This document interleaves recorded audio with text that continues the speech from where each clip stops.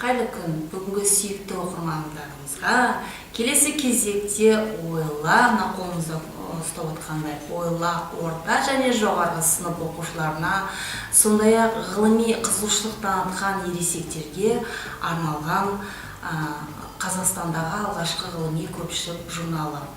Яғни бұл журналда жаратылыстану ғылымдары, математика, сондай-ақ физика, химия, биология, астрофизика, гуманитарлық тарих, риторика және де лингвистика бойынша көптеген мақалалар, сондай-ақ ғалымдардың қызықты оқиғалары, фактілері, теоремалармен ашқан жаңалықтары бар.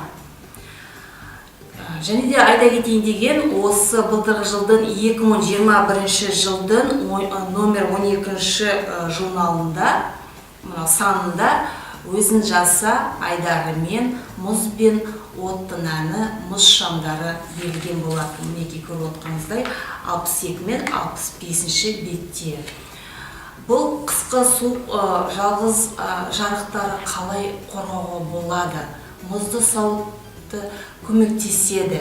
Және де 17-ші ғасырдағы Қытай балықшылардың әдісі бойынша мұз шамдарын жасауды қазір осы үйренеміз, және де оны қалай жасауды мен көрсетемін. Келесі кезекте жаңағы айтып кеткендей мұз бен оттың жаңағы мұзды шам жасаймыз дегеніміз, қандай материалдар керек? Оған шелек, не болмаса жаңа үйде жасайтын болсаңыз, жаңа стақандар, не болмаса мынандай судан босаған бөтелкелер, шелек, шағын, әуе шары немесе кез келген басқа ыдысты қолдануға болады. Және де мына стақанда көріп отқаныңыздай су, кішігірім декоративтік майшамдар, мінекей свечи деген, терезе сыртына қысқа аяз немесе ішіккен мұздатқыш. Жұмыс барысында бізге бірінші жаңағы осы ыдысқа су толтырамыз, немесе әуе шарына жаңағы кез келген жаңағы өзіміздің қанша су керектігін толтырып, сыртқа шығарамыз. Ыдысымыз өте суық жерде қалдырамыз.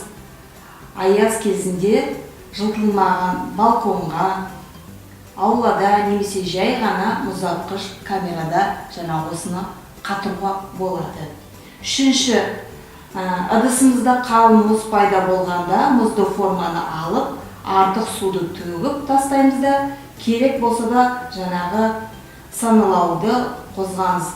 Алынған мұзды қанға шамымыздың қызметін атқарады. Яғни мінекей көріп отқандай дайын бізде мұздан жасалған уже шамымыз бар. Төртінші, жанып тұрған майшамның үстін мұзды қалпақпен жабамыз. Мұзды шам дайын. Осындай шамдармен ауланы немесе қысқы фотосуретті безендіруге болады. Мінекей жаңа айтқандай майшамды жағып, мінекей көріп отқаныңыздай бізде мінекей дайын міне мұздан жасаған мынандай шамымыз бар.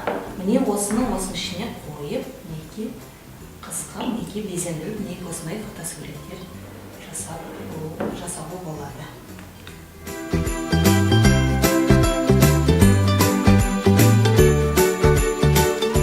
Ал бүгін сүйікті оқырмандарымыз мінекей осындай сіздермен бірге қоса, мінекей осындай мұз бен оттың әні, мұздың шам жасаймыз деген айдарын мінекей осындай әдемі, көрікті, күшті мінекей осындай үйде де жасауға болады.